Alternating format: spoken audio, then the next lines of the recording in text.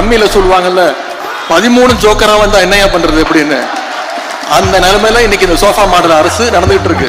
ஒரு அமைச்சர் போய் நன்றி சொல்றாரு, அங்க இருக்கக்கூடிய மக்கள் எல்லாம் சொல்றாங்க இது உங்க தொகுதி கிடையாதுங்க, நாங்க உங்களுக்கு ஓட்டை போடலைங்க, இங்க பக்கத்து தொகுதி அப்படின்னு.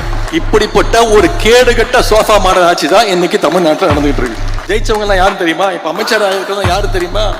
போதைப் பொருள் வித்தவர், கஞ்சா வித்தவர், பொண்டாட்டிய கொடுமைப்படுத்தி வீட்டுல போட்டு அடிச்சவர், சினிமா படத்துக்கு பிளாக்ல டிக்கெட் வித்தவர், புது சினிமாவை திருட்டு விசிடி வித்தவர், ஜோசியத்தால கேன்சரை சரி பண்ண முடியும்னு போலி வைத்தியம் பார்த்தவர், RSSல சேர்ந்து காக்கி டவுசர் போட்டு சுத்தினவர், வாச்சாத்தி கொடுமைக்கு முக்கியமான காரணமா இருந்தவர், வேட்பாளர் அழிவுக்கு முந்தின நாள் வேற கட்சியிலிருந்து எகிரி குதிச்சு போனவர்.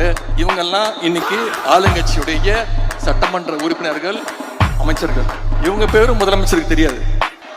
அது வேற இருக்கா? லாட்டரி டிக்கெட் வித்தவர ஒரு அமைச்சர் அவர் பிரஸ்ல கேட்கிறாரு, நான் சுற்றுச்சூழல் அமைச்சரா இல்ல சுற்றுலாத்துறை அமைச்சரா அப்படின்னு நிருபர்கிட்ட கேட்கிறாருங்க. அமைச்சருக்கு தெரியல என்ன பொறுப்புன்னு, எந்த இலாக்கான்னு தெரியல. நிருபரை பார்த்து கேட்கிறாரு. ஒரு பழமொழி சொல்லுவாங்க, ஒரு கோமாளி அரண்மனைக்கு போறதாலேயே அவன் அரசன் ஆயிட மாட்டான், அந்த அரண்மனை தான் சர்க்கஸ் கூடாரமாக மாறிவிடும் அப்படின்னு ஒரு பழமொழி சொல்லுவாங்க. இன்னைக்கு அது நடந்துகிட்டு இருக்கு, கண்ணு முன்னாடி நடந்துகிட்டு இருக்கு. ஆனா ஒரு கோமாளி இல்ல, எல்லாமே கோமாளி.